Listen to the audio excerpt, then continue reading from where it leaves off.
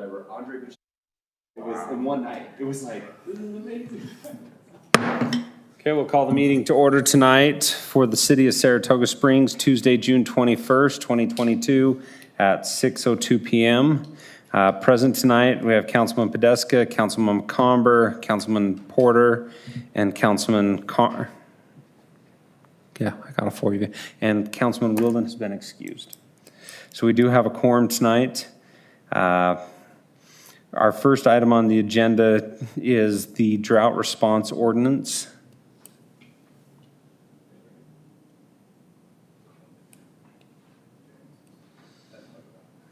Come on, George. We haven't talked to you for a while at the podium. It's been a while, George.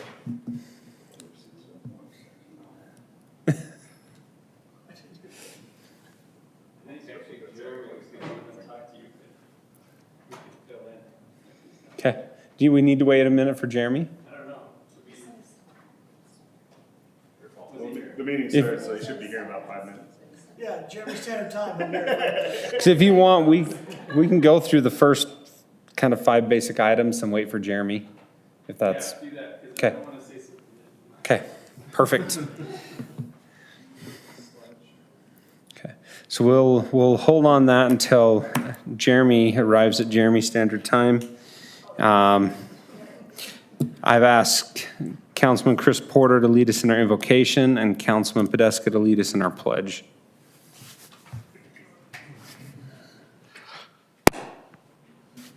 Our Heavenly Father, we're grateful for this opportunity to gather together to discuss the business of our great city, and we ask you to please bless us with discernment and judgment as we weigh the matters before us this evening, that we will be able to make the decisions which are to the benefit of the citizens of Saratoga Springs today and into the future. And we ask thee to please watch over our first responders as they protect and serve our residents here in Saratoga Springs. And we ask thee to also please bless those serving overseas in uniform, that they will be watched over and protected as they protect our freedoms and our ability to govern ourselves in this great country.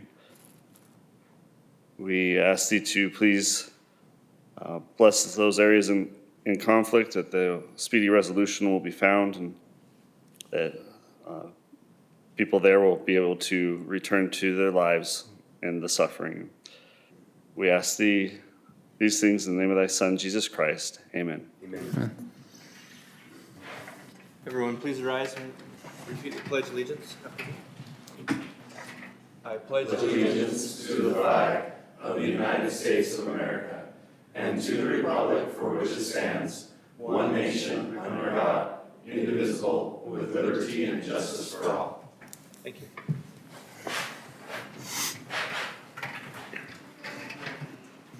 Okay, we'll do public input. Time has been set aside for the public to express ideas, concerns, and comments for subject matter not listed on the agenda. If you're here for the public hearing, item 1, fiscal year 2021-2022 budget amendments, please hold your comments for that.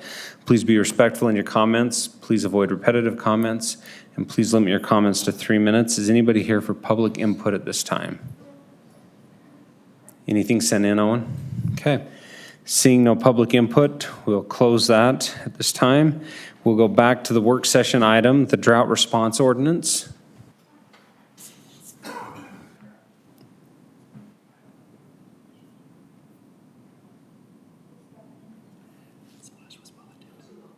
Patients on the S-drive. Just drop it. Give me 2 seconds. What? Oh, yeah. That was good.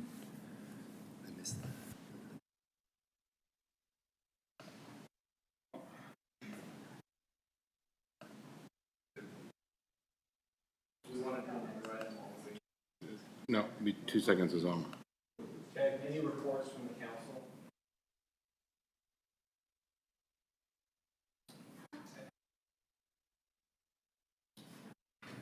Oh, and I don't. We had Splash last week. Staff did a great job with that. Thank you, I guess 2 weeks ago. Is that last? I'm off a week. It's a week and a half. Week and a half ago. Splash was This a is the great first city- celebration. First city council. First city council since Splash. They did a great job. Very well done. I think each year they get better and better. I know they've set a new high bar standard that we're appreciative of as a council and look forward to many more of the great ideas that Ann and her team have planned for future events here in the city. Mark, did you have something from, oh, sorry, Councilman Porter? No, I was just gonna echo what you said. I had a wonderful time. I think that the use of the vehicles in the parade was good. It was easy to accomplish that, and then the fireworks, I think we were just talking about it before the meeting, the fireworks was wonderful. I hope we can continue to hit that high bar going forward. Okay. Mark? Yes. Do you want me to do administration real quick? Yep. All right, great. So there's two items that I wanted to bring forward. First, I would ask that the mayor and council table consent item number 5. The issue on this is we are quickly approaching the 50,000 mark that makes us an entitlement city. And rather than having to compete for funding, we'll have a direct apportionment of CDBG funding. And so we've reached out to the county. We're going to meet with them. If we adopt this tonight, then we've entered into a 3-year commitment, and it's a 3-year rolling commitment. So we want to weigh our options since we'll probably cross that 50,000 threshold between now and then. It would limit us somewhat, but we would like an opportunity to work with MAG in a little bit more detail. I spoke to the program manager earlier today. Thank you for that number, Mayor, and they're going to sit down with us here and talk before our next meeting. So table that on to the next meeting. The next issue is I was talking with Kevin right before the meeting, and for us to put a RAP tax on the agenda or on the ballot, we need to give the county 60 days notice. If they were to take the full 60 days notice, it could be really close for all of the pieces to fall into place. With that, we'd ask that we can do just one single item, pass a resolution to enact a RAP tax discussion with the county. It can be a one item issue. It could even be done remotely if that works for the council. But we would like to do that. Our next meeting's not till July 19th, and with the 19th, it just triggers that. So we could either do it the day after the 4th, or we could even do it perhaps even sometime later this week, early next week, if that works for you. I think in the nature of it, because it is a tax, I think it would be wise if we came in person. Just, I think it sends the wrong message if we try to do it remotely, even though we have the ability to do that. But I just clarified something really quick I think might help. You're not enacting the RAP tax. I know, we're actually saying we want to put it What on you the would be ballot. doing is this wouldn't be any of that. So the first step in the process is to send a letter to the county saying, do you want to do the RAP tax this year? If you're not going to do it, the council's intent is to do it. And if they say, no, we're not going to do it, then you actually pass a resolution at the next council meeting. So that would be after the 60 days. So you wouldn't be taking any action right now except for authorizing the letter to go to the counny. I'd be okay doing that remotely, but when we actually say we want to put it on the ballot, I would want to be. And I would say let's do it sooner than later. That way we can, when we hit those clocks, we can get information out so residents are informed. Sure. So how much time do you need to notice the meeting and do it? 24-hour public notice. All you need is 24 hours. This is just because what the statute says is the legislative body shall send the letter. And in order for you to do anything as a council, you have to act as a body. So this would be authorizing the letter to go out, not authorizing anything else. So maybe we meet on Thursday or something. Notice it tomorrow, meet on Thursday. Yeah. If it's okay, we'll have the recorder's office schedule that meeting with you all. We can do it remotely, and it can be just a really quick item. Sooner the better, so we're not getting stuck on timeframes. And again, we apologize. We just, with kind of the way our meeting schedule laid out, we felt like we could make it. It's too tight. Let's give ourselves a little bit of a buffer. Okay. That's all I Perfect. had. Okay. Jeremy and crew? Well, Mayor and Council, I think we've had some discussion of this coming towards you. So given the current conditions on the water shortages that we anticipate could be occurring later this summer, but also in recognition that there's a variety of things that could cause us to have water shortage issues, whether mechanical issues, other natural disasters that affect our ability to deliver water. We wanted to beef up our current ordinances to be better prepared to deal with that. This work session is just some very loose preliminary discussions so that we can get a temperature on what you guys think, so that as we progress towards a more final policy, we can make sure we're heading in the right direction. We've worked with Mark Atencio here, if you've met him with Hats on Loose, and Steve Jones. They've kind of been our primary consultant in our water system design overall for the last many years. And then George is here just because we wanted to make him suffer a little bit, so he loves coming to these meetings. So I'm going to go through this. Mark will help me a little bit, and please just stop me and ask me questions anytime you have a question. So, and we started this discussion primarily focused on the secondary water system. We know that's one area that residents tend to have more control over consumption than the drinking water. We are actually a very efficient community when it comes to drinking water. With new construction, almost all of our homes have, more modern low-flow fixtures. So there's not necessarily as much buffer in our drinking water system for habit changes or conservation. But we realized we didn't want to exclude it. So it is included, even though we recognize that the secondary system is probably the one place residents have more control over a change in their habit. But as you're aware, just a quick overview of our system. Currently, our sources for drinking water are 4 wells, Central Utah, and then we also have 2 more future wells to add to our system. One is under construction now, just north of Pioneer Crossing and Saratoga Road, and the other one is over here in Willow Park, which is scheduled for a future date. Again, those are just, it's kind of a map of where those sources are located. And then in the south, as you can see, so one of the unique things about our drinking water system is all of our sources are in the northeast component, and we're having to move all that water to the south end of the city, which can be challenging from a distribution standpoint. Jeremy, I understand the water quality and stuff, but maybe could you just, for the record, put why we don't have sources down there? Yeah, the groundwater, primarily because our system was built on groundwater early in the city, and we are dealing with 2 aquifers that are separated by the Jordan River. East of the Jordan River is a higher quality of water that comes off of Alpine Highland. Those are granite formations that are low in dissolved solids. West of the river, these are limestone formations, and so the groundwater tends to have a very high dissolved solids, a lot of carbonates and salts and things like that. So that's not water that we use for our drinking water. Other cities make drinking water. But we tend to use the better quality water east of the Jordan River. And we did try to dig a well down there, and it came up with We tried to drill a well for secondary water, and even then, it wasn't even suitable for secondary water because it was high temperatures, which, as you can imagine, created an even higher concentration of irons and salts, not to mention it was hot. So on the west side of the river, there's also hot springs, and it's kind of random, right? You may or may not hit them. They're called Saratoga Springs, right? Correct, yes. As you've known, some of those do daylight, so. why aren't we putting wells in the south? Secondary water sources that the city currently utilizes, again, are deep wells.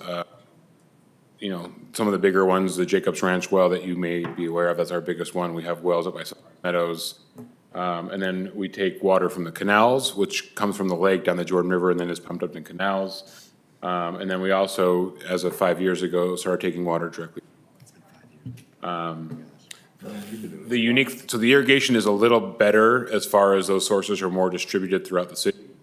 But again, they're unique in that, as we'll get into later, one source, for instance, the lake, let's say hypothetically we lost the ability to take water from the lake. Well, that would drastically impact the south end of the city, but not the north so much, right? So the unique circumstances here in that while we have a unified distribution systems in both our drinking water and secondary, there are sources that are serving more localized areas that source could affect one area much more significantly than other areas of the city. Hey, Jeremy, if we lose the ability to pull the lake, do we have the redundancy to bring water from the north down there to service the south? Generally, the answer is no. We have, what's that? It's in 3 slides. Oh, well, we're gonna get to that, but yeah, generally, we can get the water to a point south, but yeah, can you get water from the north end of the sea all the way to the south? Not really, not unless you can tell everyone in between to stop using it, right? They would, you know, we have 15,000 straws sucking water on those pipes, so as it comes south, eventually you're gonna run out of water from all those users before it ever gets to the users in the south. If you think squeezing a balloon, there's a good metaphor there, because if you don't have anything on the south end, you can only push so far before it's just not gonna reach. Yeah. Same thing, it balances out, which is why we're trying to find a diverse number of sources that we can take water from, which is great, but say the canal companies don't provide water until a month late in the system, like they did this year, or say they cut canal water off in, say, September. Again, those are the different scenarios we tried to envision with this particular issue, so we'll let them charge ahead and hopefully give you more clarity. Yeah, so some of the situations that we want to be prepared for, as we talked about, would be natural disasters, flood, droughts, or anything that could have caused loss of electrical or mechanical equipment, or, you know, you could even break a mainline pipe that would prohibit your ability to move water where you need it. And then, obviously, we have some redundancy, so we have been able to weather some sources going down without issue. You know, we want to be prepared for all situations. So, Jeremy, I have a quick question on the vandalism. What do we do? Do we have cameras? Do we have barbed wire? Anything to prevent people, like teenagers, from being stupid? Senior pranks, things like that. What do we do to be able to prosecute, help our police with some of our? I mean, we have some pretty important infrastructure throughout the city that houses are getting closer to now. They're not as remote as they used to be. Right. And actually, sometimes that helps, right? Getting sites less remote actually tends to reduce the incidence of vandalism because Kids are closer to them too. there's more eyes on the facility, but good point. Primarily, historically, our biggest control has been intrusion alarms, right? So every vault, every door, whatever, we get notifications if that door or that vault is opened. We have a long-term plan to include CCTV as part of our fiber optic system citywide, but that's not fully implemented yet. So And what's limiting that? Is it funding or? CCTV systems, currently it's just infrastructure. So right now, we don't have the fiber run to each site to carry that or internet, but we are working with Avative or other suppliers that would allow us to bring those on. So as you know, an intrusion alarm simply uses a radio signal, so it is a very low bandwidth, but CCTV requires a much larger bandwidth. So we need to get infrastructure to those sites to support that. Well, I'm one of 5, but I would be very, very supportive to get, you know, if funding can help, if we partner, if we do a reimbursement agreement with Aveda or whoever it might be, so we can get the infrastructure to these sites and then we can reimburse them because they'll be able to get to the other customers that will be coming there, but maybe we're a little ahead of the game. Right. I was just really, I mean, I just came from Europe and I was impressed to see how they protected their, I just was on the train and I would see some of their infrastructure and it was far better protected and they don't have nearly the vandalism and other things that we deal in the United States. And as we are getting closer to 50,000, our neighbors are getting 50,000 and 100,000. We're gonna have 200,000 people in this region, the northwest region of Utah County. And I'm getting concerned about that. Even pranksters just taking big bottles of Dawn dish soap and going into our our secondary water systems. You look at the tower, the water tower, Legacy Farms, every year it's soap coming out of their fountain because the kids have fun with that. So, and I think that we just need to be able to hold people responsible and press charges as necessary. We can bundle a project and bring back to you. I think it's part of this. What it would take to bring all of our sites in a C-type system to bring in the hardware to be able to transmit that data level. Well, it's just like a mobile router, if we have to use cell service or Right. something like that for now. Okay. I just think that we need to have something. It's also just a natural deterrent. You see the camera, you're Yeah. less likely to be as stupid. Younger kids understand technology and they know that that's gonna get them in trouble. Okay. Camera, when they don't see it, they might be more willing. of all those things on there, I'm most worried about the If vandalism. nothing else, it'll boost our viewership on YouTube. And I don't disagree with that, I'm wondering, is it a problem we're dealing with today? The biggest issue we've had with vandalism in the past have been our solar panels. So we have a couple sites that are remote enough, they don't have on-site power yet. And so we power our communications through solar, and we've had, I think, 2 or 3 incidences where they've vandalized and thrown rocks and damaged our panels. So that's been the biggest issue. And we have a few fences that were vandalized, but we've not had any incidences other than those 2 main things. I was up actually four-wheeling, and I saw a bunch of kids throwing rocks into the secondary system. They were chucking rocks in. I mean, it's just rocks, but Right. it adds up over time, and it's not necessarily, we don't want them clogging a pipe or something if the rock hits the right spot. Point well taken, for sure. So I don't know, just a thought. Thanks. So, and maybe this is where I'm gonna let you take over, Mark, because you've developed these tables, and so you're probably better able than I am to explain what the numbers mean. Okay, again, it's Mark, and these are theoretical tables. I haven't shown every possible scenario that could go wrong in this table, but I've calculated those. So that first column shows that you're fully functional. This is the drinking water system. And in this case, we have supplies that are 138% of the demand. So we're in a good position. We've got redundancy, we've got more than we need. It's comfortable. If we lose one well, and I just had to pick one well because they're not all equal. So it could be whatever well I picked, and now we're at 106, and you can see what happens as you go down.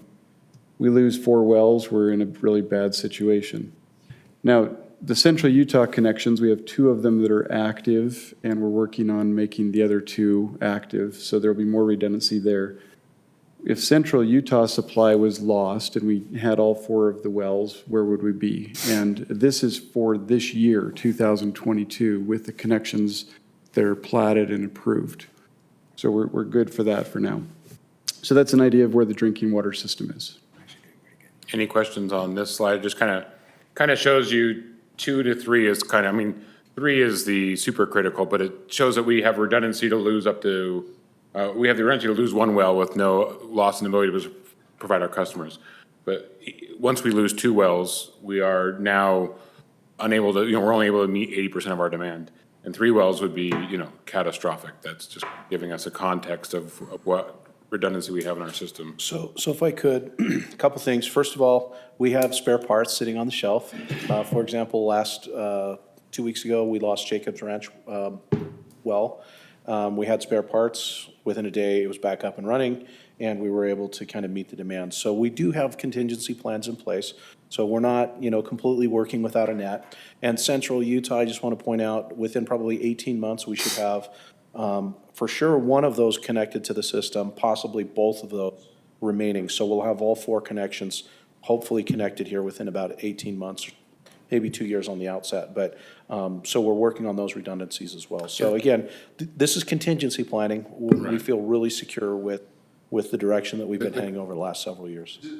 The good, A quick question, I'm looking at this, the loss of 4 wells, the remaining capacity is negative 100, I'm just trying to understand how you get a negative number, are we pumping water back into the ground at this point? No, there's more math behind this, of course. I've got oodles of spreadsheets, I'll take and your word for it's a detail that you picked up that is important, in that currently some of the drinking water goes into the irrigation system. Okay. And so in that scenario, it shows up like. Okay. but we probably could just zero that out from our, You- there's no you- such thing you as could. negative. Yeah, I don't think it'd be a 0, but Yep. it's showing. On a mathematical.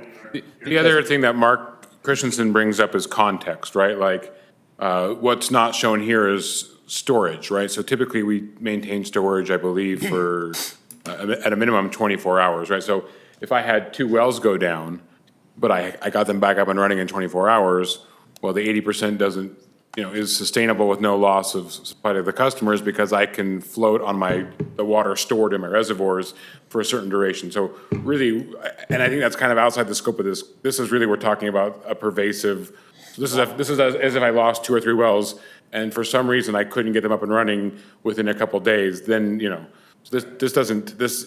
not looking at a scenario. Big disaster stuff. Think Yeah. how we were doing in about 2011, 12, with some of our, When did 2 wells go down? well, when we'd have infrastructure, things like that. So That was a fun year. That was it, one of the most painful water years. right. So Right. again, I think we're good in a lot of categories, but again, we're theoretically, imagining what we need to do. This is the same number data analysis for secondary. We certainly have more sources in secondary, I think is why this looks better. I guess, Mark, if you want And to. there is a detail here in the math that you're going to catch on to under that total demand line. You can see it's under fully functional is 10,000. The issue with the irrigation supplies is the way your city's split. And roughly Pony Express is the boundary, half of your use on the north and half the south. Well, the supplies fortunately are that way too. There's an equity issue here that the staff have considered in great detail, and that is if you were to lose some supplies in the north, would you ask all of the city to cut back or just the north? So that's a policy decision up to you, but just for the math, what we did for this table is we reduced the demand from 10 to 5, representing half of the city. And then I did that loss of that well, one well in the north, so this would be 5,000 GPM demand in the north, lose one well in the north, we're still okay. And then all 4 of those are essentially in the north because the wells and the canals are in the north. And that last scenario is loss of Utah Lake and the canals, and you can see that's a pretty drastic condition at 47%. I see what you did. I don't know if this is for you or for Mark. Like, have we even heard any inkling of the governor talking about, disallowing us to utilize our water rights in the lake? I know he's been talking about lots of stuff, but. Let's just say there's a lot of water law between that statement and what probably will happen. Okay. But I will say that, again, part of why we're bringing you a contingency plan, again, if there's some dramatic reductions in service delivery that we see, whether it's this year or in 10 years, we wanted to have a good plan in place. Understood. All right.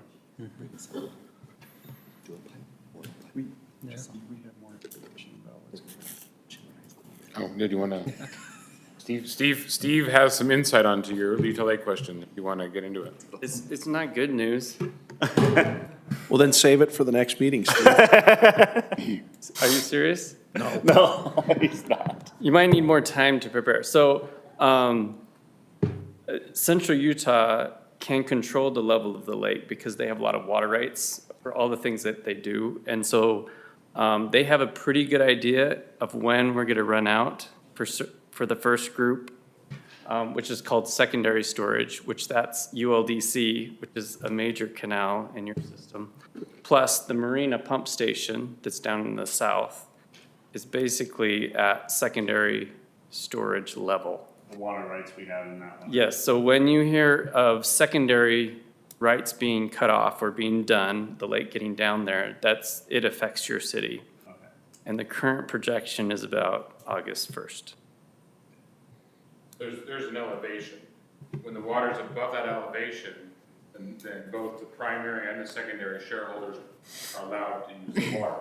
Once the water drops below that fixed elevation, only the primary water right holders are allowed to withdraw water, basically, and the secondary shareholders, right, those are shareholders whose rights to water were established later, right? So it's kind of like first in line. Right. So those water right holders who were second in line lose their water first. And that elevation, we think the lake will drop below that elevation. Correct. We have some We've got old it. Can you go back to the other Pioneer. slide? Just. Okay. All right. So technically, it should be a little bit better than the 47% because the other canal in your city, Welby Jacob or the Jacob Canal, it's actually better than that because it used to be Provo River water. Now, there's been trades and Jordan Valley runs it now, but they basically guarantee that they get their water in whatever way they need to. Basically, they can use Deer Creek. But still, if it were to get down to primary storage, which may also happen. Rather than the lake. Yeah, so that's probably if that happens, it would be clear into September. But that would cause Welby Jacob potentially to be reduced.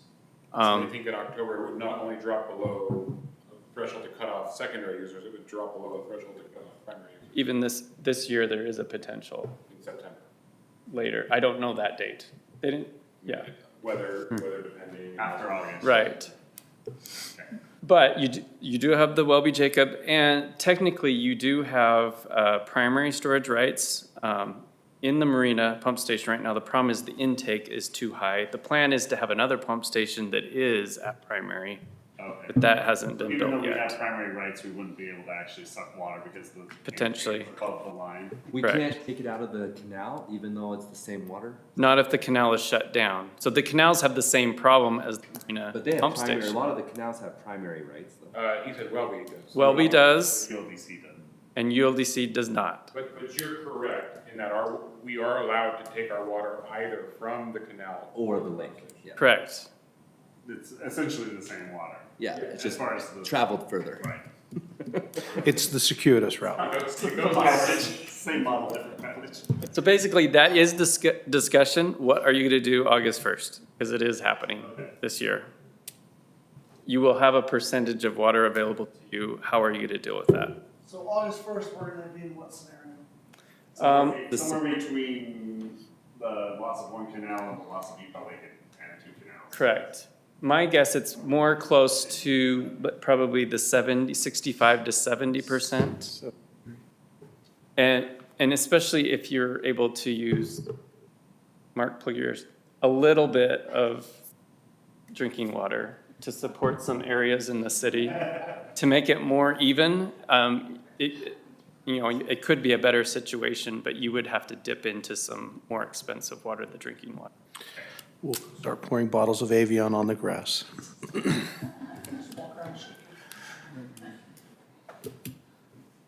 Okay. All right. Only good news. So just to clarify kind of where we're at, the existing ordinance is kind of big fluffy in general. It kind of has a statement that says, wasting water is prohibited, and that we have the city council generally has the right to enact rules as needed to deal with that. But what we wanted to give you is a more specific bag of tools, so we're not sitting there scrambling to come up with policy at the last second.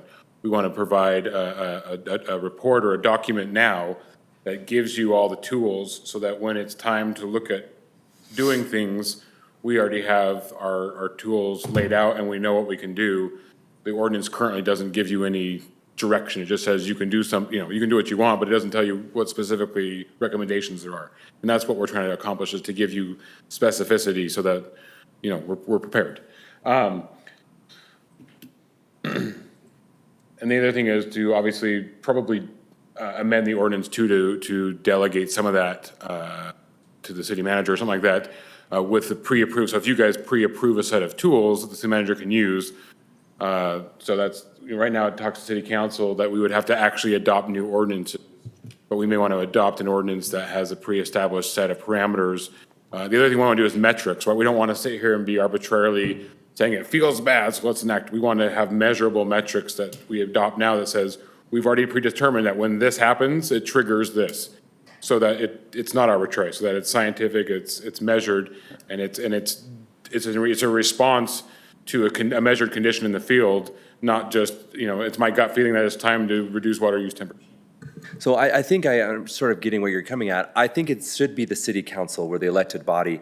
I think we could say, if it meets this from a policy decision, we can maybe say, we can have an ordinance that says, if it meets this, we don't have to come to city council and have them re-vote again and saying, we're now going to implement this policy. We've already pre-approved it.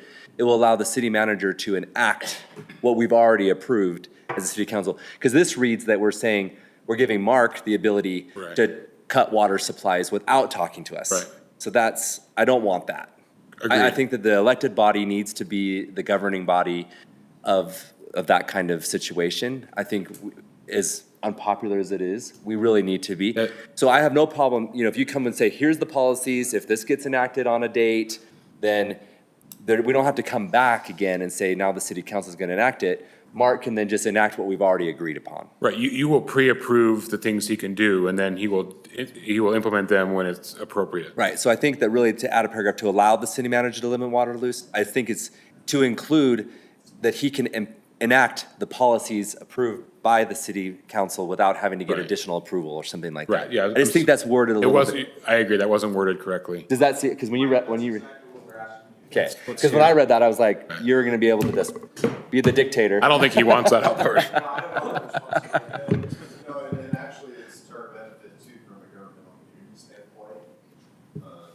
Just quick 30-second tutorial on that. It's called discretionary function immunity, meaning the council as the legislative body is weighing broad policy considerations in making a policy like this. So if anything were to happen to someone's yard and they thought they had a claim against the city, you want to make that policy as a council with very specific parameters that are implemented by the city manager. But Yeah, so like basically if their trees die and their bushes, they don't, yeah, because it's across the board. You mentioned something earlier, and I really would like to see this in the policy. I think that we need to, our systems are separate, and we really need to have a good conversation, and when we're discussing this from a policy, and I'd love to hear your recommendation.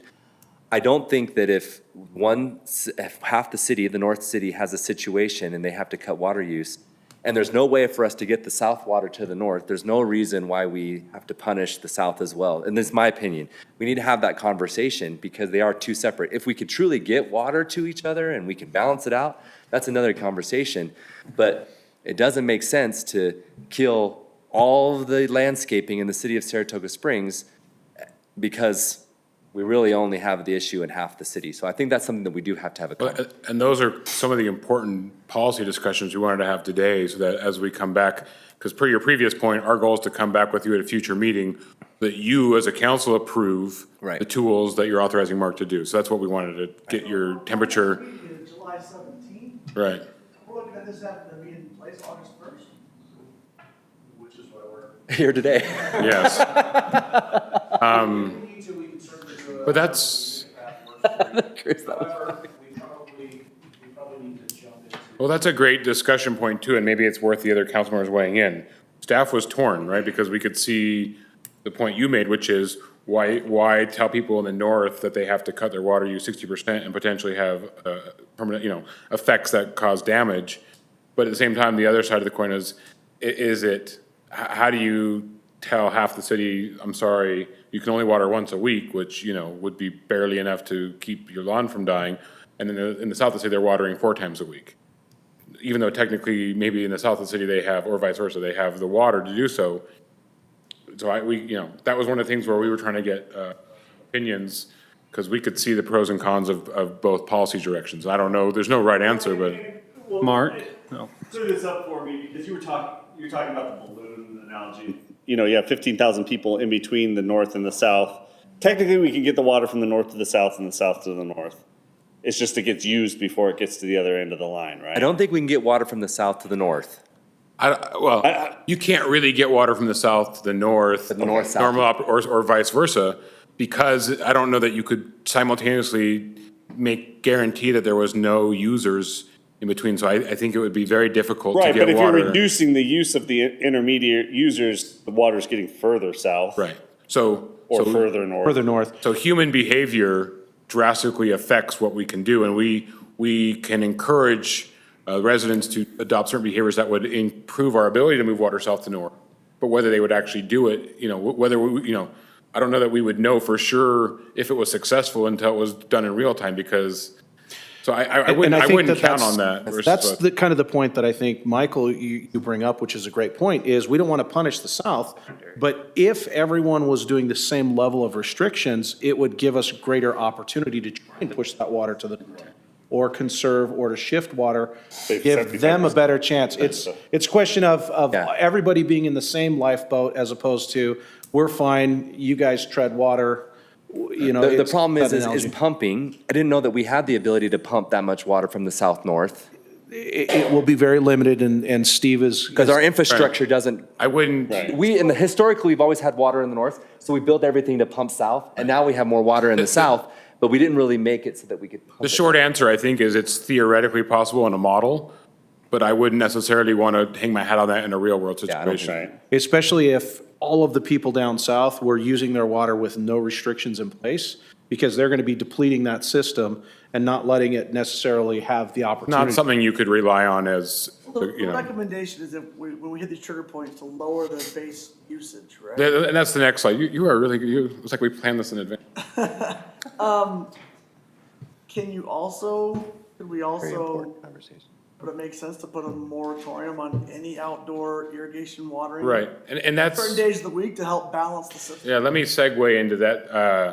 A brief response to the previous discussion was, one option from a policy standpoint is you could decide to supplement a certain area of the city with drinking water to provide equitability, right? So if the south has secondary water, let's say, and the north doesn't, we could make a decision to feed the north with drinking water while still implementing citywide standard reduction requests. But, you know, we could choose to allow drinking water to help provide water to areas of the city as opposed to having an area that has no water versus, but. Well, I think that's I like that. Yeah. We've done that in the But past. let me segue to your discussion, which is, we are going to present one idea which we think will be the core of this policy, but by all means, when we come back, we're gonna, I guess, surround it with additional smaller things, right? So we didn't, in this presentation, to get into all the minutia, like, do you suspend the requirement for front yards for 1 year? Do you prohibit filling drinking water? So we'll get to that, but I think we wanted to address this core idea first. And then, depending on how your buy-off on that is, that we'll come back at the final document with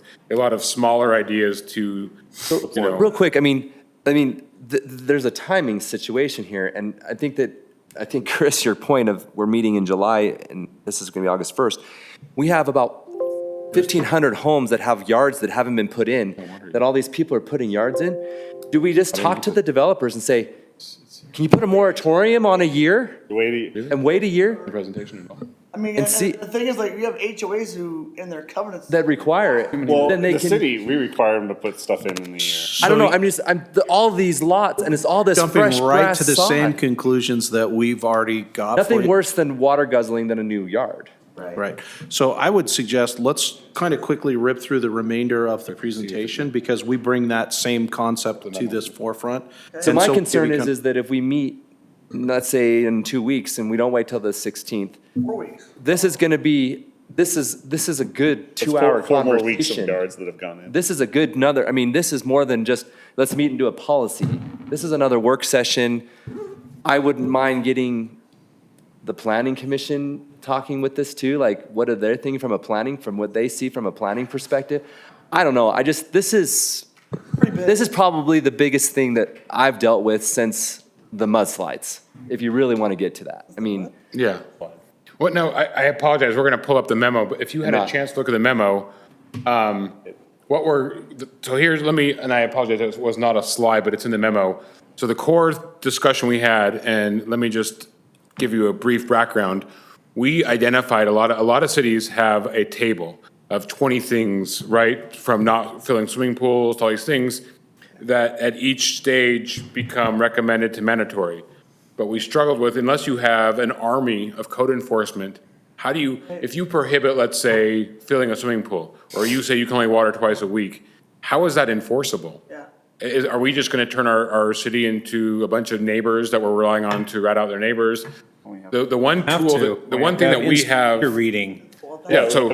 Accounts triggered not to water on Wednesday and it waters, Exactly. we will know by. So That's what I was gonna say, like, why did we? the one thing that we, yeah. this more than other cities. Exactly. So what we have that other cities don't is we have real-time water use data. And so what we're suggesting as a core thing to build this policy around is this idea of allocation.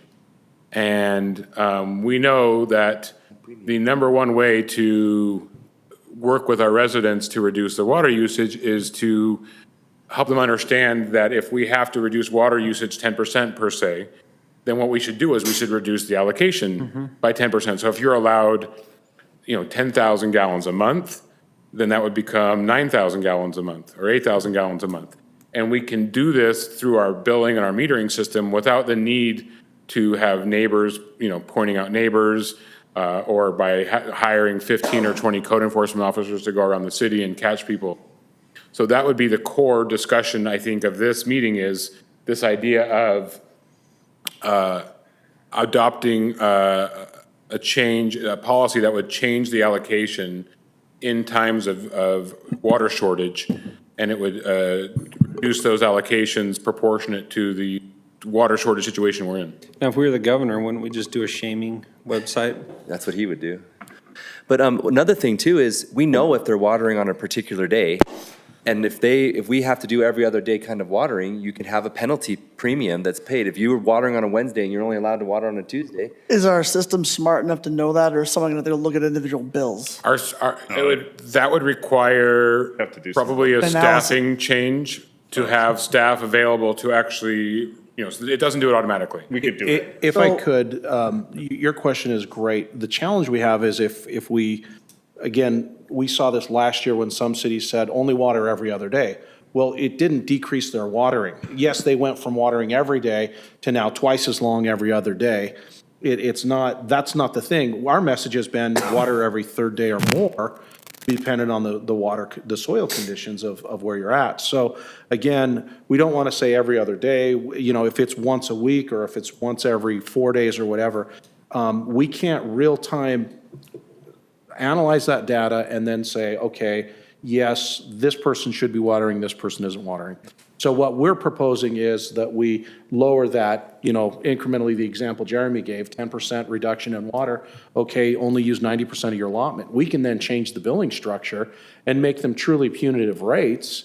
People are violating that. Well, that's in line, I mean, this makes sense to me. This is the way we do our water today. You say, my lot gets 58,000 gallons a month, I can use it however I want. I can use it all on day one, or I can spread it out. Anything above that, I'm penalized. So the unpopular question is, I pay a base rate to guarantee my 58,000 gallons of water a month. If we're gonna lower what my guaranteed allotment is, are we gonna lower the base rate that people are paying?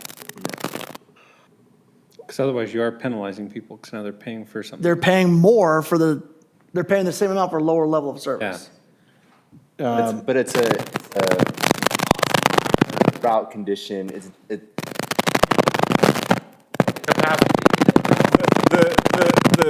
Sorry, the base rate is meant to cover the cost of the pipes, the The infrastructure that's infrastructure, getting and the that's water still the to- same. And the I bond. Your understand. base, your base rate is different depending on your lot size. I understand that, but the Because base you're rate impacting isn't- more of the pipe. You have to have a bigger pipe. You're using more of It's the all pipe. proportional. I hear what everybody's But it's saying. the same- And this I is the also same- know the outcry that's gonna happen. But when we this is the same thing as Biden saying he's going to give everyone gas money. You're going to give people money back because it's the same thing. We still have the same amount of a cost and impact to the system, to infrastructure and everything.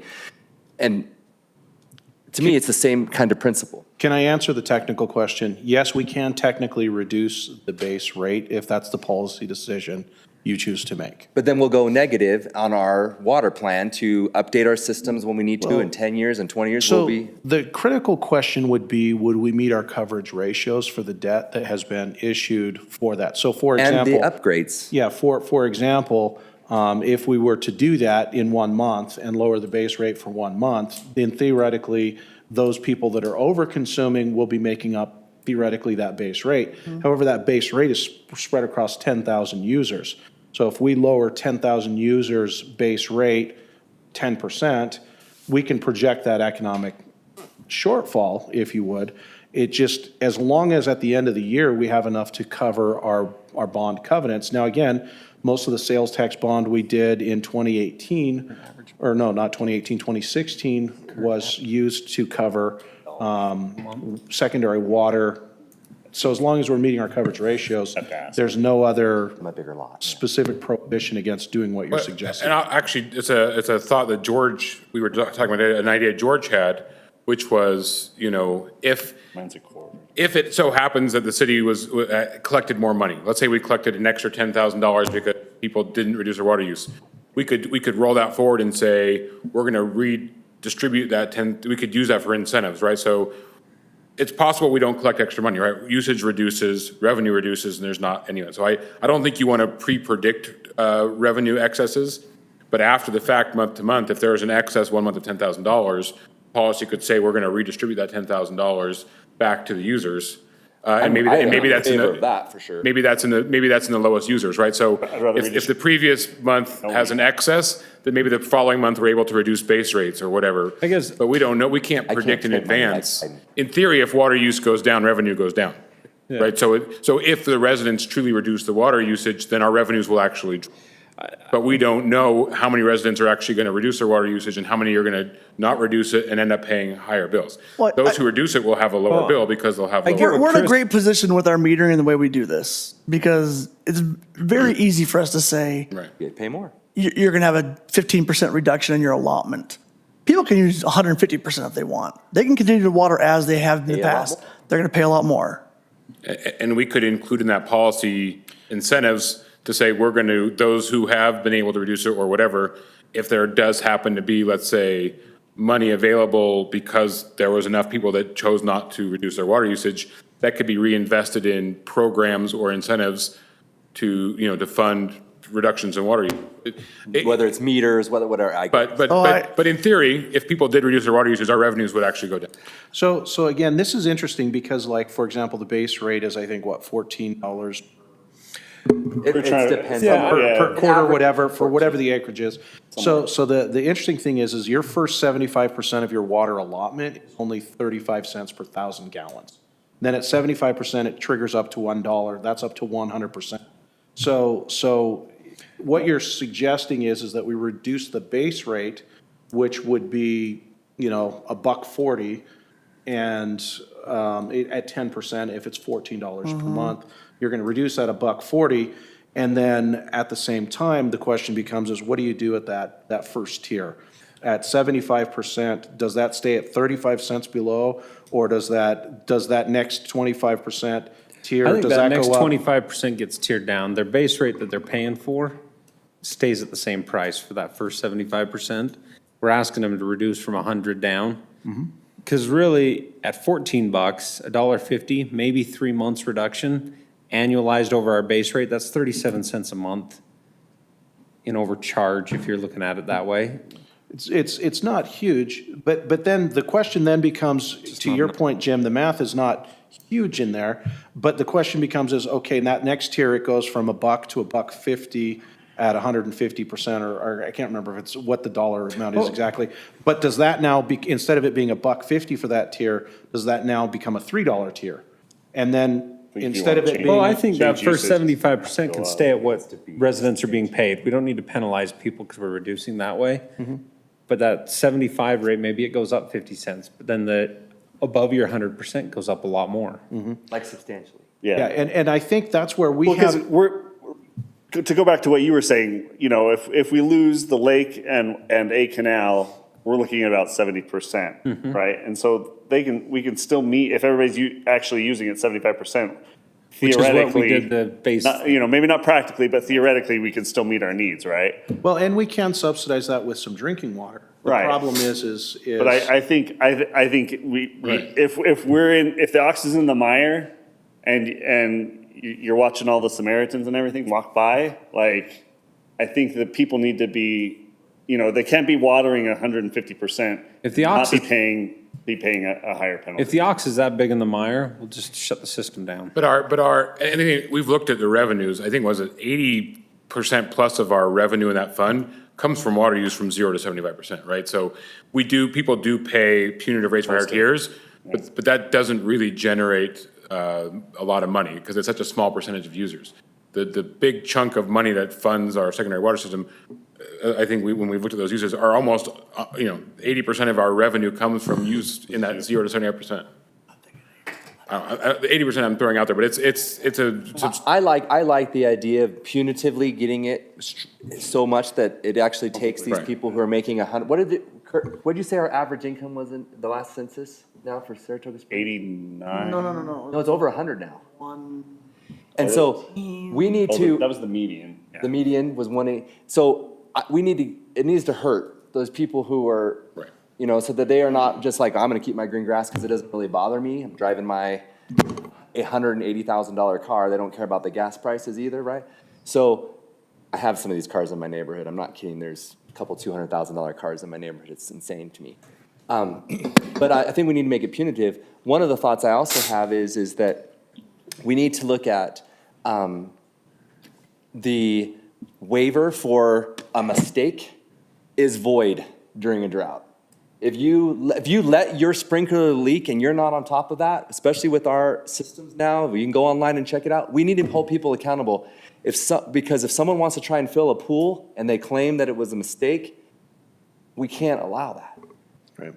So you're suggesting one of the things we consider is getting rid of the leak forgiveness policy or suspending, If we're in a suspending emergency leak forgiveness status. during times of water shortage. If we're in an emergency status, Right. I don't know. Like, I had a neighbor checking my yard for the 2 weeks I was out of town to make sure my sprinkler system didn't do Right. anything stupid. Right. I took the initiative to make sure that Didn't you Lyle set Winterton. alerts? What's that? I don't do that. I don't use the alert You system. really trusted Chris to check your lawn? No, I didn't have Chris. No, but I mean, I literally said, can you just make sure none of my heads are Mickey Mouse leaking water or shooting water? I took that initiative because I knew that I didn't want to have to use the waiver. Right. Well, and I wanted to address one more issue Councilmember Carn brought up, which is our distribution system is sized and relies on spreading out the usage of those pipes, equally throughout the day, right? So if we told everyone they can only water Wednesday, our pipes don't have the capacity to do that, right? Because that would be all that demand at the same time. We would run out of pipe capacity and you'd have no water pressure. So, if you were to implement a policy like that, the difficulty of it is you would have to tell a seventh of the city to water on Monday, a seventh to water on Tuesday, a seventh, and then how would staff, how would you do that? It'd be very difficult. We think teach them how to use the website, teach them how to monitor their consumption, and then getting their consumption down based on the information is the best way to try and solve the problem. So part of implementing this policy, I think we've done these in the past, but go back to holding some of those open houses. Sure. Where we can teach people how to set up these alerts and how to watch their actual usage. How about how to program their sprinkler system? So many people. How about we create How some, many people do we have any idea of how many homes have a smart irrigation? But a lot of people don't know. I have no idea on that. What we can do, rather than try and do a bunch of open houses, perhaps we can create some videos, video content or something like that, and then share that with them instead of us trying to be in everybody's home at every. Yeah, because communication on this is gonna be key, because if we're gonna reduce people on August 10th, that's the date that And it's we the know first this- they've heard of it. And they first have heard of it is September 1st, that they lost, 10% of their allocation. Well, even then, even if the first they've That's heard of it gonna is happen. August 10th, we need to be talking about it all through July That's and right. August so That's that they're right. aware that it's coming down the This pipe. message needs to start going out now. We gotta communicate it before the policy's written. But I am hearing a general consensus on the framework of this. Yes. Well, absolutely. The I wish we were framework is talking right. about this 3 months ago. It really depends on how do we want to implement. And again, punitive rate tiers, this is perfect because it's already programmed, it's already built into the system. The rate tier goes from $1.50 to now $3 or something like that. That's going to inspire people to start their consumption My patterns. concern is Chris's concern, communicating this out to the Absolutely. public. And if this goes into effect August 1st, Well, I mean, it might be August 20th before we have a loss of service. but August 1st is when we lose the secondary access. Yeah, so if Central Utah's predictions are correct and that primary shortage is cut off, we will only have. Secondary shortage. I'm sorry, secondary, thank you. We will only have 60%, we will only be able to supply water to meet 60% of our current demand. And there are some And- larger property owners, right. like large HOAs, that it could take them 2 weeks to go adjust all their clocks. But the reality is, like, as you pointed out, simply implementing a policy like this is not going to create a 40% reduction in water usage, right? It's going to take a lot of. Take a billing cycle where people go, what happened? Well, it's also going to take a lot of messaging, a lot of effort, cultural changes. And if we had a digital sign on think that changed, to the so- city? Owen, this is where we need to start getting Facebook campaigns, slow the flow. It's looking like we're gonna have restrictions in the late summer, potentially. I don't know. See, and this is the irony of it all, is we have the ability to, help people understand their consumption. and we have the ability to educate them and encourage them. But if in other communities, they're not meeting the same level of cutbacks, they're siphoning the lake dry, through bad practices. Well, last year, to be fair, Lehigh did cut water uses and they had restrictions. We had none. Well, again, we were encouraging people to water every third day, and they went from everyday usage to every other day. So we were still. 50% improvement. Well, we encouraged every 3 days. A lot We of- did not do any kind of real. A lot of residents of Lehigh went from every 3 days to every 2 days because their lawn couldn't go 4 days. So they increased water usage 33% to save water. So again, it's this delicate balancing act. We're ahead on the technology curve in a lot of these cases. The state's going to get everyone there, but for this drought cycle, I think we've got a good plan.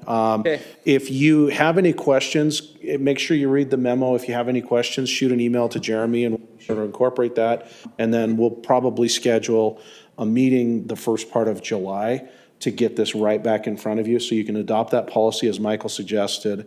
We can do that virtually. We can do it virtually if you like, so we can get the finer points of what you want, and then, I do think that we know Do all this the is unpopular coming. stuff in one We meeting. know this is coming. I think Ann needs to increase the amount of communication and the cadence of that communication. That's what I just said, but you were laughing. Right. I did just say that. So that it's not the first time people hear it on August 1st. right. Well, and the other thing that we don't want to do is we don't want a flood of people saying, great, if I grow mushrooms in the month of July, then my grass will be healthier in August when it comes out. Now's the time to, maybe let things start getting more dormant while it's, an option.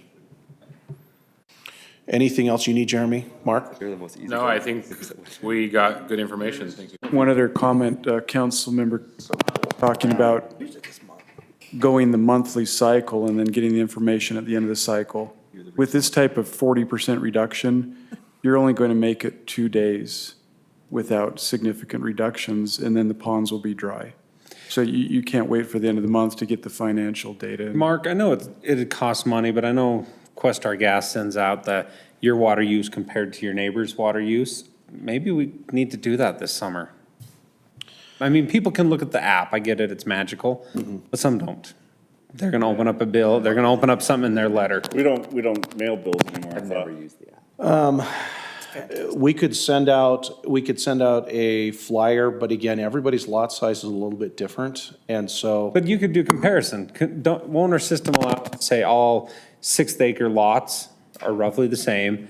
You use 106%, your water-wise neighbors are using 30%. We can certainly look at that. I will be completely But honest with you. people know how they compare. It's complicated. Was definitely making some huge headway on that, but when he left, we had our ability to get into that data, unless we can commandeer someone. I think it was brought up, another thing we probably want to bring back, if you're in favor of it, would be, a policy that would suspend the requirement to put in a new yard. Yes, I'd say do that right away. Seems like a pretty obvious, easy, low-hanging fruit. And let people know that we're not gonna let you fill your pool this year. Right, So don't build. That doesn't change HOA covenants. right. Or it could even be a prohibition on installing HOAs new lawn, can suspend. right? If you haven't installed your lawn by HOAs, covenants. August 1st, you can't install your lawn this year. Even then, maybe we say mid-July. Yeah, so. Not everyone follows that. Like I said, we want to bring you a variety of things, but this would be the core that we would Okay. build everything around. Perfect. Okay. George, do you have anything you'd like to add? I'm good, thank you. You sure? Okay. George, thanks for your input. You can have the mic to yourself for the next 20 minutes. Okay, thank you for coming. Back to our policy meeting, public hearing. I know many people are here anticipating this. Is this Yes. the last one? No, No. there's usually one more. Yeah. Okay, evening, Mayor and Council. This is the last budget amendment for this year, budget amendment number 8. And then we'll get started on next year's for you as soon as next month hits. We have just a couple items to point out. We have updated depreciation numbers throughout various different departments. We also have updated various capital projects to adjust to what their actuals were over the last year. And also, Recreation has increased a few of their budget lines, but those increases are covered by increased revenues more than we had anticipated. So, any questions for staff at this time? Just congratulating Heston and his crew for managing, I mean, $100,000 in increase in, just in baseball. The total number, I didn't add up the total number, but you're looking at, you know, a significant increase in usage and, you know, somehow he manages to keep it rolling, so. Okay, this is a public hearing. I will open up the mic for anybody here on the fiscal year 2021-2022 budget amendments, Resolution R 22-36. Please avoid repetitive comments. Please be respectful in your comments. Please limit your comments to 3 minutes. Is anybody here for the public hearing? Was anything sent in? Okay. Seeing none, I will close the public hearing and entertain a motion. I move that we approve the budget amendments, Resolution R 22-36 dated today. No staff findings or conditions. Okay, I have a first from Councilman Porter. I'll second that. I just want to briefly call out that the 2.5 million grant is in this amendment for the North Marina. Yep. Thanks staff for going out and getting that money for us. Perfect. Okay, I have a second from Councilman Karn. Any further discussion? McComber? Aye. Tedesca? Aye. Porter? Aye. Karn? Aye. Motion passes unanimously. We want to pull 5. We want to pull 5 on the consent items, but I'll entertain a motion. I have along with tabling that. one change. Okay. On the minutes, it just refers to on line 173, Councilmember Christensen. Yeah, no, change that. That's wrong. So we just want to make sure. It'll go to his head. I was reading through because I wasn't here, so I wanted to read the minutes closely, and I went, oh, you got a promotion or demotion? Demotion. One of the two. I can assure you, I do not want your job. Great, thanks. Okay. But also, just on a side note, you guys got a lot of stuff done while I was out of the country and some great stuff, so I appreciate all the work that you guys did while I was gone. Okay, I'll entertain a motion. I move that we approve the consent items with tabling item 5 and updating the minutes mentioned. Okay, I have a first from Councilman McComber. I'll second. I have a second from Councilman Podesta. Any further discussion? Karn? Aye. Porter? Aye. McComber? Aye. Podesta? Aye. Motion passes unanimously. We have business item 1, Fox Hollow, N4 general plan. Okay, great. This is a general plan amendment, rezone, master development agreement amendment, and concept plan review. So this is the proposed concept plan. Oh, sorry, I put these out of order. Okay, so this is the 2020 exhibit of the master development agreement, the land use center. And so it's just neighborhood 4 that we're looking at, and the orange and yellow areas are just changing shapes a little bit. And so this is the current proposal right here, so you can just see the difference. This one, you can see some green spaces on there, but they are also part of neighborhood 4, so they don't really need to be called out separately because the master development agreement outlines the open space requirement. And there will be 6.14 acres required within neighborhood 4. So then you can just see. So this, because of the change, it did have to go through all of the processes mentioned. And then they do have a concept plan for review. So this was their 2020 concept plan. And the language in the one of the amendments required that the townhomes be on the property owned by SCP Fox Hollow, which is the north end. And the proposal now is that they disperse the multifamily product as a separation between the commercial and the single family. So this is the current proposal here. So you see the commercial lots on the bottom of the page, townhomes on the north edge and through the middle, and then you see the single family lots. This has been reviewed by the DRC and also by the fire chief and was supported. It does have 16-foot wide private driveways for the townhomes, but since they are surrounded by public streets on all sides, the fire chief supported this because that would allow adequate access. And then there were a couple of variations requested related to setbacks. the private drives. And then staff recommends approval with the conditions listed in the report. Questions? Just one brief one, Mayor. Okay. So amendment, just so I make sure I understand, Amendment 2 is the old, right? And Amendment 4 is the new in the packet? Oh, That's the way it's labeled, so I'll just assume. okay. I was like, Did the commercial area increase, or like, it's listed as 10 on the old one and 10.71? Did they actually increase it, or is it just, the residential area also increased as well, and it's because they did official surveys. And because of that, the acreages were different than Okay. expected. That's fine. Okay. I was seeing the numbers shift a little bit, and I wanted to make sure that, but if it's just, they Yeah. have a more accurate map now. And the residential acreage is actually 3 acres more than they thought they had, so that even reduces the density a little bit more. So, because we're not increasing any units by doing that, so it's the same number of units, just over a little more acreage than they thought they had. Okay. You mentioned something about setbacks being reduced. Right, so in the staff report, it mentions that they're requesting some variations, which they're allowed to do in Fox Hollow. And we anticipate it with almost every Fox Hollow phase because of the nature of the PUD. The variations that they're requested are listed in the conditions. So number 5, the rear-loaded townhomes shall have a front setback of 15 feet and a rear setback of 20 feet. And then number 6, the front-loaded townhomes shall have a front setback of 20 feet. And then number 7, the fire chief was supportive of the 16-foot wide driveways. And, So the 20 feet is wherever the cars are coming in and parking on. Right. yeah, So basically, if it's rear loaded, they have 20 feet to be able to park the cars in the back on the driveway. And if it's front loaded, they have the 20 feet in the front to park. yeah, and so that's why the rear and the front need to shift a little bit. That makes sense, Yeah. but it's still putting 20 when there's cars stacking behind the garage. Yes. Okay, I'm okay with that. Thanks. I just, whenever I hear reductions, I'm always. That was my question too. Okay. And then just a quick question, did the HOA have any feedback on this? I emailed the HOA president and I didn't get a response. Okay, great.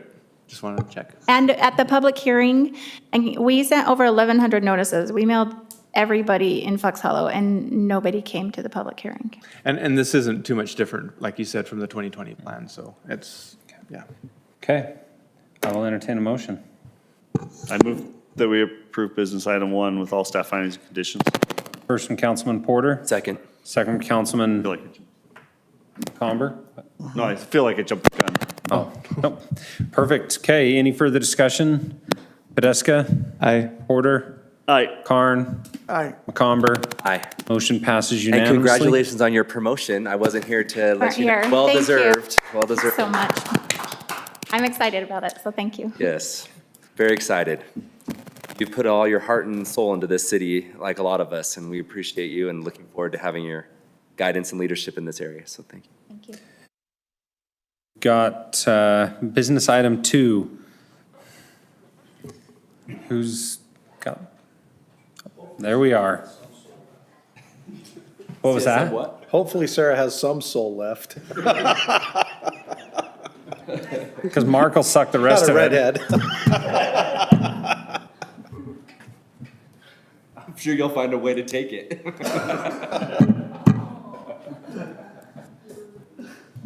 So, council, this is the Viviano at Saratoga Springs. It's a community plan and village plan. It's under the City Creek District Area Plan that was approved, back in 2010 for 16,000 units. Excuse me, yes, City Center District Area Plan. And it's kind of across the street from the middle school on Pony Express Parkway. The acreage is about 42 acres. The approximate dwelling count is about 298. And the previous meeting was with the Planning Commission, a public hearing just last month on May 26th. And the Planning Commission recommended approval 6-0. Here's an overall, 20, 30,000 feet view of the proposed area. North. Yeah. That's the new flow of an empty lake.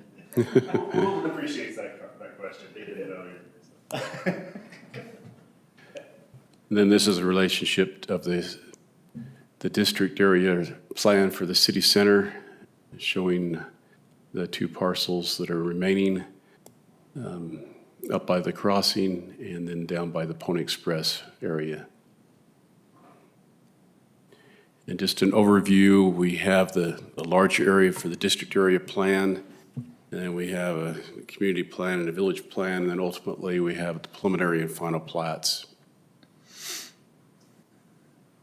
And this is just our definition of a community plan, which is and a village plan, which essentially says that a village plan is more detailed than a community plan. And a community plan is a little more detailed than a district area plan. And our district area plan gives the parameters of what density, if you will, or housing units per acre is acceptable for this area. The district area plan says that a town neighborhood should have between 6 to 34 dwelling units per acre, and a range of open space to 13 to 15%. And this proposed community and village plan is within those parameters. This kind of shows you the area of the Viviano in relationship to kind of a concept, a transportation plan for this large area just north of the new temple area and south of the high school. This is the detailed concept plan. Yeah, I think it was in your packet, so you could hopefully see the details. And the amenity plan. And the types of buildings that are proposed. And oftentimes parking is an issue, but we've gone through with the applicant and they have a detailed parking plan that meets our standards. Kent, excuse me, I hate to interrupt, but can you go back up to the street connectivity? Sorry, have you shown the street connectivities with the right-ins or the access points yet? No. Okay. I think that's in the packet. It's in the packet, so I was thinking. I'm not sure if I have this in the presentation PowerPoint. That's the concern I have. So Mayor and Council, I just want to kind of interject at this point. I think the layout, all those things kind of work. The concern that I have is, and I talked to the applicant briefly, is the, and I believe it was on, I think, page 12, I think, of the packet. The concern I had was full access movement on the eastern entrance.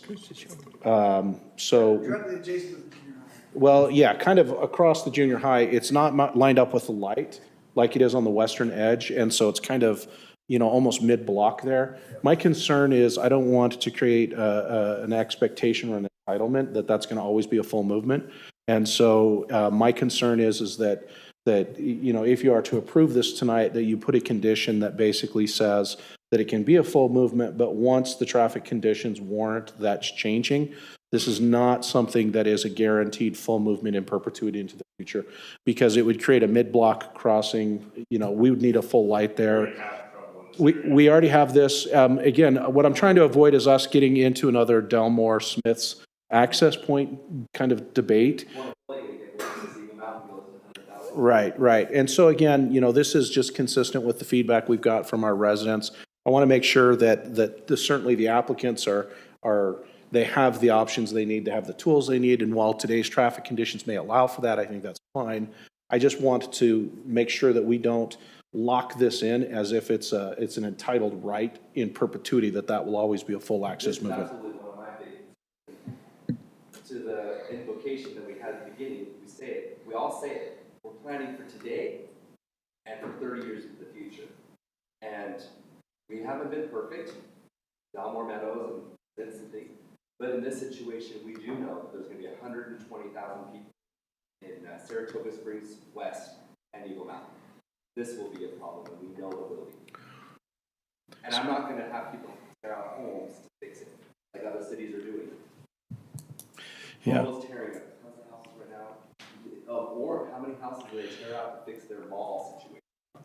Yeah, so again, my only concern would be if you do approve this tonight, I think there needs to be a note put into the community plan, village plan documents that indicate that eastern exit, is subject to the then current traffic conditions for access. And then that way we can resolve that issue without it necessarily creating, the way it's just showing now a full movement, I don't want there to be a perceived, this is an entitlement for that full movement. Now, I know that they have some concerns about building the light on Thunder Boulevard at this point, since there's a large acreage between their project and the other project. I think that, it would be great to have those connected today. But again, I think not having a full access movement in perpetuity here is perhaps a higher priority than necessarily connecting at the light on Thunder today, especially given the western light will be giving breaks in traffic. I'm not a traffic engineer. That's my perspective. Jeremy may be able to weigh in on that, but if there's questions, you may be able to address those to the applicant at the appropriate time. Yes, we have talked about in our conversations to have a decel and excel traffic lane, through that area. But appreciate council members. Yes. Community plan, concept plan, and I just throwing this out there. I love that you're trying to do a dog park. I hate that you're putting it on Pony Express because dog parks are just ugly. They're just not, like, it's just not, to put that right on the main road. I mean, I'm just giving as a recommendation. Usually you hide those, bury them back in. I don't know, I've yet to see a dog park after 2 years that's nice looking. But just a thought, just throwing it out there. Okay. Thank you.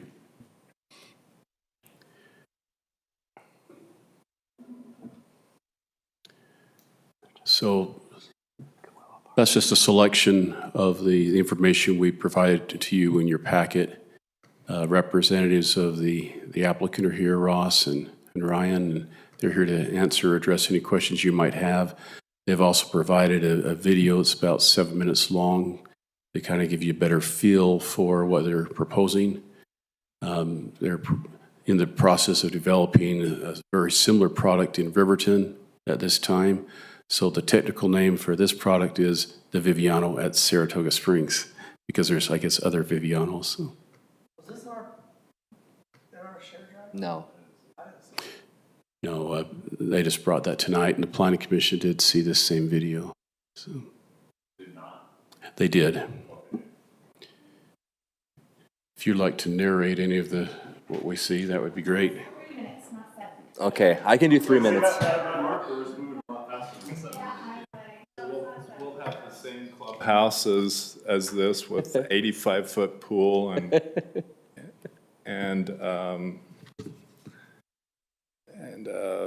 lazy river and. Is there volume? No volume. This whole project is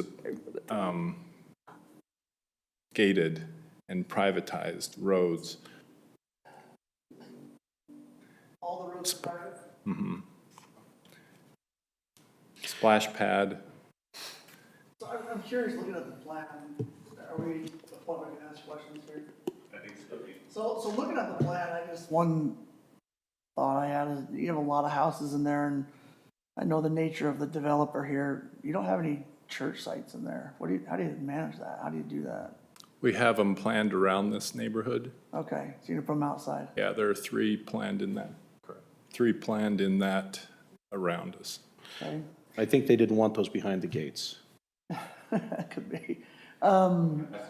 We wanted to get our 7 units. Our temples are behind gates. Yeah. And I'll ask the same question I asked when Beacon Point went in. There's no school sites for that many new homes. Are you talking to the school district about future potential sites in the area? You want to answer that? I know it's not an issue that we deal with, but it's an issue, it's a question that we will get from residents. For sure. Yeah, we've been working with the Alpine School District on school sites, and we have quite a few meeting house sites planned. School sites in this particular general area? Yes. South of Pony, but west of Redwood? Yep. And Chris, I appreciate the comment about the church houses, and I appreciate that you weren't involved in the original charrette, but we were sold so much on this development that we would have walkable church communities. And you're now going to make all these people drive to church. Yeah. So I'm just a little bit frustrated with that because I noticed that too. That was a very big thing, like, oh, we're making walkable neighborhoods to reduce. We don't need to have as big of roads. We can have smaller roads in our master development community because we're going to have walkable communities. We're going to have amazing trail systems and all of these things. And you're putting in all this density, and you're going to make every single one of these people, probably 3 wards, maybe 4, drive out of this neighborhood to go to church. I'm just a little frustrated. Mark, you were in those meetings. You heard him saying it too. Walkable communities, walkable neighborhoods, and you are now making a isolated island with no walkability. We just need the residential before the meeting houses go. So we'll have at least 8 within this immediate kind of 1,000. Right, but they're still going to make them all drive. Just until the houses go in first, typically is how it goes. You know, that's not really a fair answer because you can start building houses and you can justify a church. You'd Well, make it in all the other neighborhoods you put churches. You just want to maximize your profits on this area because you're the for-profit arm for the church and you're not putting a church in. And we force other neighborhoods to put chapel sites in because it's meeting the needs of the community. And when it doesn't meet your needs, now all of a sudden, you're not forcing a church site in your development. I'm just making sure I'm not treating you any differently because you're the church than another entity. And you would never, like any other land that you sell to Wander, you required them to put church sites in their development. Well, we hold back that land. We put the church sites in. No, So but you required them that they couldn't have that land. When Legacy Farms went in, you had 2 church sites in there. that we do not sell to the Right, developer. but you required that you wouldn't sell them, you retain those sites, but you're not willing to retain land here. You want to maximize your development. How many acres is the total? This is 42 46. acres. 42 acres. And How many units? 290? 298, 288? 298. 298? So. I don't know, I just feel it's hypocritical. Legacy Farms, does anyone recall how many acres that was? It feels like it was maybe 3 or 4 times that acreage or something like that. And then Wander, you're correct, Michael, Wander is a much larger product, and they do have a couple of church sites in that Well, location. Legacy Farms has 2 church sites. They do, and so I think the point is taken, and at the same time, there is a chapel immediately across the road, which is not ideal. Being used by Chris's neighborhood. Yeah. Already, you're driving people from Talons, what is yours? Talus Ridge, to the seminary's church building by the middle school. Yeah, and to be fair, I mean, we're short buildings all over the city as well. Well, and that's what I'm just saying is, but it's not being treated equally. We can't require a church site. I'm not going to deny your development. I just think it's a little hypocritical, especially from what was promised when we had this huge plan and the master development plan. I just feel like we're losing that vision a little bit. Because we talked seriously about it being walkable, community, schools close, no busing. Yeah, I think perhaps in future village plans and community plans, it probably will get rectified as they've indicated. I completely understand your point there, Michael.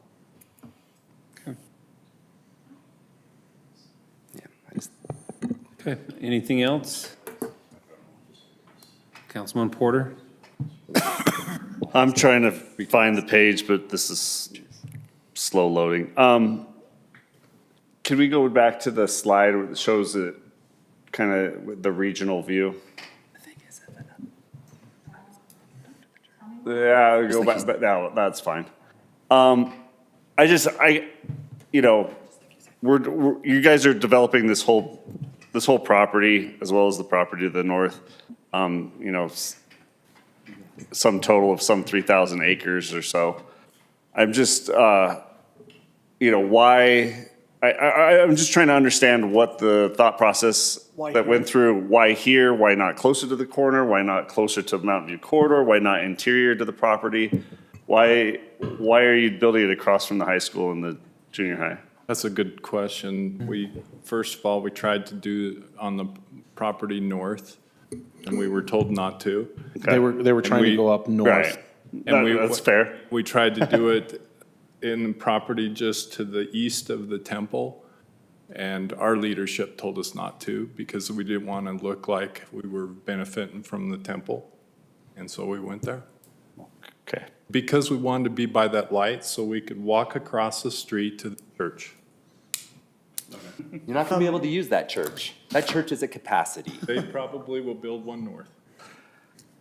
The thing is if any other developer came in, we would ask them, have you reached out to the church to make sure you put a church site here? There's a whole development or a church like department within our group that has planned, 8+ Separate meeting group. sites, separate. Nonprofit, you're the for-profit. Yeah, and then we wanted to retain a commercial corner on Redwood and Pony, so the development was pushed a little bit to the west. Okay. Facilitate that. No, that makes sense. That does. And also we're spacing it a little bit from Mountain View, or from Mountain View corridor. And so there's kind of that balancing. So again, we did have. You didn't want to be right up against Mountain View corridor. We felt like there was some good land there that potentially has other uses when it's They're more gonna put ripe. more houses, and they're just going to sell it to somebody else. Again, when we met with basically their whole group and talked about how can we develop the land, the northern triangle, if you would, and make that city center. Right. Again, we were looking at kind of these corridors in concept, saying, where can we get more office building? Where can we get more of the type of development that's going to create the jobs and the other things? And so again, I think this is a balance between what our wants were by not having this triangle, by also making sure that we're preserving some of those other areas that might be more intense uses for jobs and other types of development in the future. And this is just kind of that middle ground, if you will. I want to be clear, I'm not trying to be argumentative. It's not necessarily that I hate this location. I'm just trying to understand the thought process that went into picking this spot as opposed to another spot on the property, so. And I'm tough on every developer who comes here. I'm the bulldog on the council, and people tease me about it. But like literally, I have chewed out developers for not reaching out to you guys to say, how come you don't have a church site in there? And then they'll say, oh, we didn't even realize, and they reach out to you, and then you guys are able to buy a spot within their land, because yes, you own 3,000 acres in Saratoga Springs, but the city's bigger than that. And so we've forced them to put churches in in their developments. Or we fight for commercial and then they come in and buy the commercial for a nonprofit. Yeah, or I put a nice big road to build nice office buildings. I spent $5 million. See, this is all pre-you, right? Down Riverside Drive, and then you went and sold it to a bunch of houses. I built that road for commercial because it was to help build the economic development of the city, and you guys changed your mind and then sold it to a 1,500 resident house. So it's not always been the best relationship, and I'm trying to, I always keep my ecclesiastical and my city and the for-profit and the nonprofit all separate. And you are definitely the for-profit arm of the church. And you've screwed the city over before. And so I'm just trying to make sure I'm watching out for every single situation possible, just like any other developer who is looking, because you're now a developer. You're actually trying to be like, you're competing with the Edges now and the others. So you're going to get treated the same as any developer would be when they come into Saratoga Springs. I have a question. I just want to make sure everybody here understands the language in the district area plan and the code allows the city council to determine the location of uses in the city in the district area plan. This is where you make those decisions. It's not just accept anything that's presented to you and you can't say no. This is part of that process where you use your legislative discretion to determine where those uses are. And to your point, that's exactly why I was asking what the thought Why? process was, is because Right. There may be things that I think would be a better fit in this area, but I want to understand the thought process they went through presenting this specific site and whether or not I can accept that as far as the highest and best use in this area. And I just want to make sure the applicant is aware that the city does have that discretion in the district area plan and the relevant ordinances that that are in place. It's part of an engagement. It's not just simply, this is where we want it. If it, there is an exception in language that talks about unreasonably restraining their ability to acquire all their density.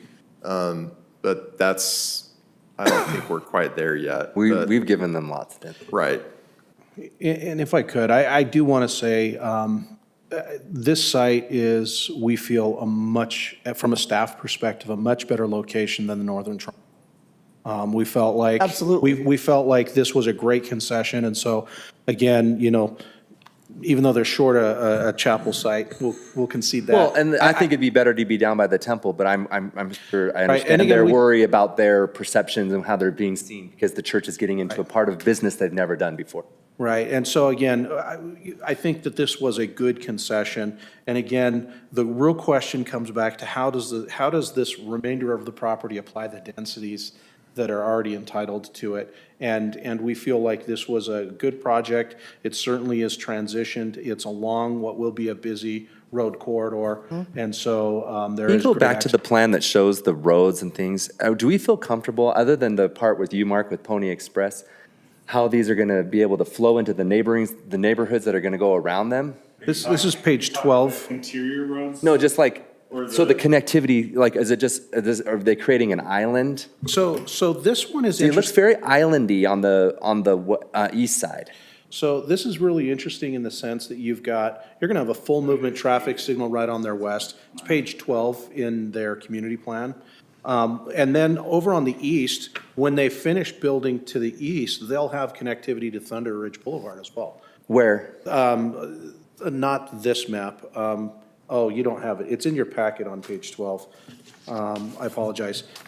So Thunder Boulevard, where in front of the high school, that ultimately is, and so you'll have those north. But how does this south- neighborhood connect with that neighborhood? It's the one I'm looking at is page 53 in the packet. That's got the roads highlighted. And like, you've got the one access on Pony, you've got one access to the west and one access to the south. Then you have a road that stubs 30 feet from the edge of the property for some reason. On the east, On the northeast. right, but that's it. So basically, any development, there's no, I mean, but it is a gated community, and so it's gonna be, well, that's my thing, is Cut you off. have a gated community, you just have to put another gate in. Because we have this problem over here on 145th or whatever, they've come in and they've done that. Chris, you commented on this the other day, right? What's the connectivity to making sure that these aren't just little postage stamps communities? So when the road on the south extends, these residents could come out to the south, that road on the south, go over to Thunder and then go up. I mean, how many units, 300 units, I mean, we don't have anything in code that allows us to require more access than two, right? Because the road on the west and south are both collector roads. Right. The code requires 2 connections on a collector road, they have that because the roads are collector roads. So they make- Had the roads on the south and the west been local roads, then they would have been in violation. Right. So they are upsizing those roads. It's great. I just want to make sure we were looking into that. And the other thing is, we are requiring that they extend the sidewalk now to Thunder, so that their residents actually will Okay. have pedestrian connectivity. So my question on the A trail, I connectivity see. piece, I think the road on the west is called Schoolhouse, is that right? Yes. We're gonna have them call it Schoolhouse. That road actually is a semicircle. It comes south and it will curve over to Redwood. And so that will be a continuation of Schoolhouse in Legacy I thought we had Farm. the Schoolhouse and Legacy, it's gonna attach to Schoolhouse Legacy Farms. Okay. Picture a quarter circle. And then the road on the south is Joshua Tree or, Yeah, it doesn't connect, that's just a road to nowhere right there for now? for now, but if ultimately it'll Go to connect Redwood. Thunder. It'll come Oh, down the and connect Thunder. to Thunder, yeah. That's the road I was trying to explain. Okay, that makes sense. That comes So when does that not get built till the next development comes in east of it? Correct. And that's commercial development? It's okay, and I'm glad, that what I'm hearing is that there's plans, we're looking at how this is all going to connect, and so. Yeah. It's just been considered, I just wanted to make sure. If you go back to the originals, wasn't there a slide that showed the overall community plan? The overall what plan? You'll see also in this one, there are trail connectors throughout the community, this one community. I know it's on our city map. If If you look on city map, it has the road And layout. by the The main neighborhood access is from Schoolhouse. And the- Correct. That's your main entrance. Is now all apartment Okay. two. Yeah. Let me also mention while Yeah. you have that up there, the dog park will have a stone wall in front of, between. That's the old, go to 2022 TMP. That's Pony. 21. Does that, and does Zoom out. Schoolhouse or whatever, does that match up across the street from? It does right there. It matches up to the entrance, It yeah. curves in over by And Legacy. again, we coordinated with them on coordinating that so that it matched up. No, I think the master overall transportation plan makes sense. And I like this product. I think it's gonna be good. I do have a question about the properties to the east. Are you any closer with anybody on that commercial piece to tie in that connectivity over there? The Mountain View and the. No, to the east towards Redwood. They're preserving that corner for commercial, and I don't know if they're gonna put more residential between the commercial and the, Thunder. yeah, and Thunder, but I'm just, how close are we on connecting that stuff is what I'm wondering. I think it's a good question. I think we've been focused on kind of planning the north triangle. Yep. With the joint city exercise, and so we envision that to go first. So there's nobody immediate for here. No, it's like a 5+ year Okay. horizon. We Okay. don't have it on the map. So the connection from whatever to Joshua Tree to Thunder is still a ways It's a ways out. Okay. That could accelerate with holiday and traffic and. Because Holiday's going on, right? connectivity. Holly's going on the other side. Yeah, and we've got all Yeah. the connectivity now going to Old Saratoga Road that I mean, changes. that's a prime commercial corner, Yeah. sure. And again, we appreciate them holding out for Yeah, I do too. better and higher uses. I'd rather have a commercial use there than, More houses. Housing. Not just a strip mall. Well, and again, maybe it's more of an office complex. Maybe there's a lot of bigger and better beyond just that. So again, we appreciate the effort that they're Maverick. putting in, yeah. We plan on keeping this for 50-plus years, so I would hope that we would develop something nice around it. The Viviano unit. yeah, I think it's a nice product. I think it's gonna serve a use for sure. Councilman Podeska? Oh. Yeah, sorry. It's going on a long time. I was just going to point out, roughly, going back to the beginning conversation, Legacy Farms look like about 180 acres. And so if they had 2 temple sites there. Or church sites, that's roughly 90 acres to one site. And so with this being, what was it, 45? 42. 42. That I think, yeah, they'll, hopefully the neighborhoods around that will see church sites there, but as the demand rises on that church across the street.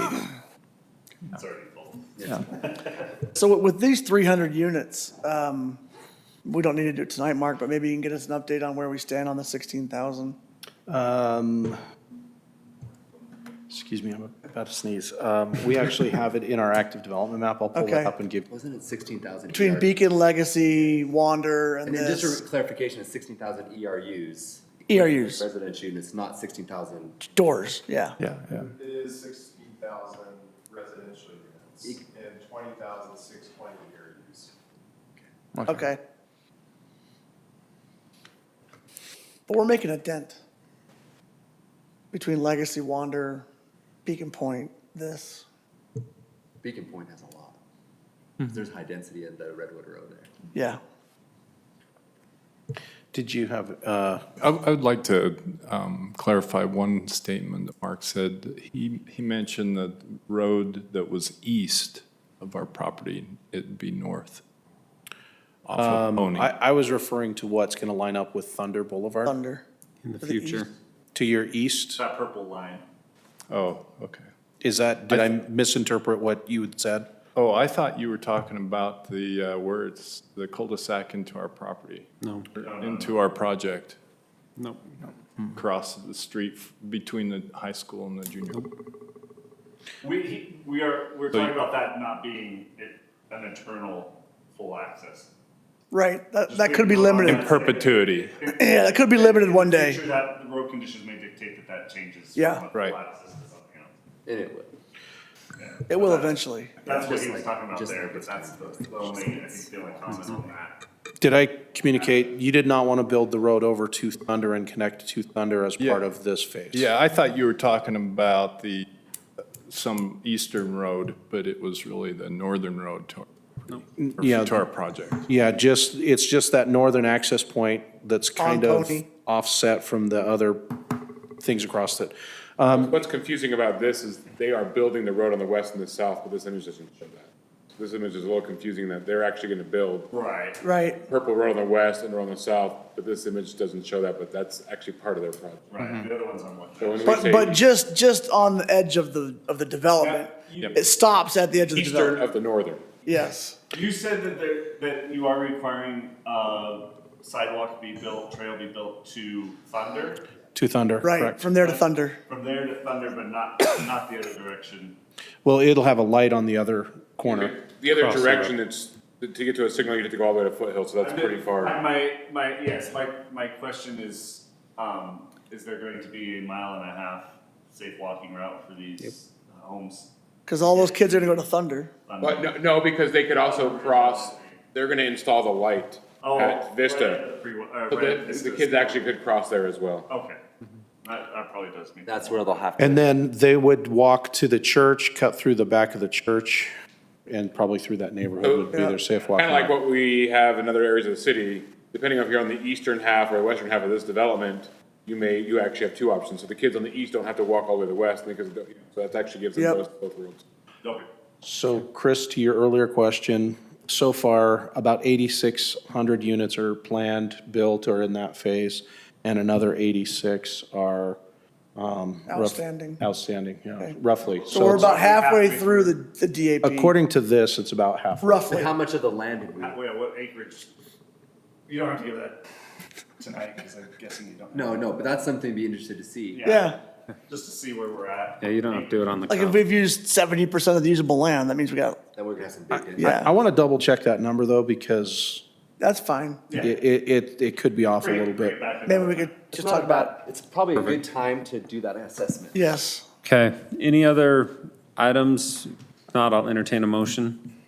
So I'll move to approve business item 2, the Viviano at Saratoga Springs Community Plan and Village Plan.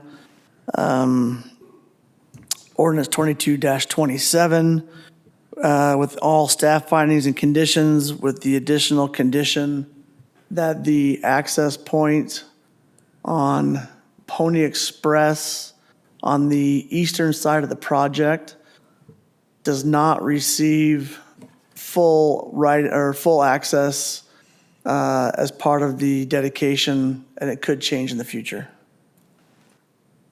Okay, I have a first from Councilman Carn. I'll second that. I have a second from Councilman Porter. Any further discussion? McComber, Aye. Podeska. Aye. Carn, Aye. Porter. Aye. Motion passes unanimously. Thank you for your time this evening. Thank you. Mark, do we have need for closed session? Okay, I will adjourn the meeting.